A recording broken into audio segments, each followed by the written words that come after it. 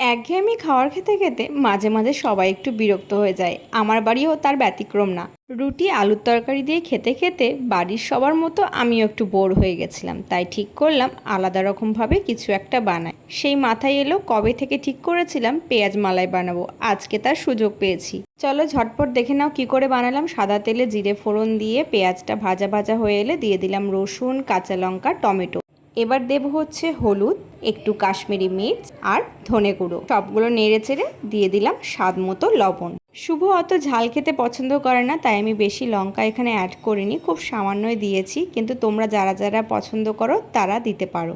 এটাকে এবার কিছুক্ষণ ঢাকা দিয়ে রাখবে, দেখবে খুব সুন্দরভাবে সেদ্ধ হয়ে যাবে। এরপরে কাসুরি মেথি দিলাম আর দিয়ে দিলাম মালাই। আবার কিছুক্ষণ ঢাকা দিয়ে রেখেছিলাম আর নামিয়ে নেওয়ার আগে একটু গরম মশলা দিয়ে দিয়েছিলাম। অন্য রকমের রেসিপি দেখতে চেয়েছিলে, দেখিয়ে দিলাম। কে কে ট্রাই করছো অবশ্যই জানিও। আজকের জন্য টাটা।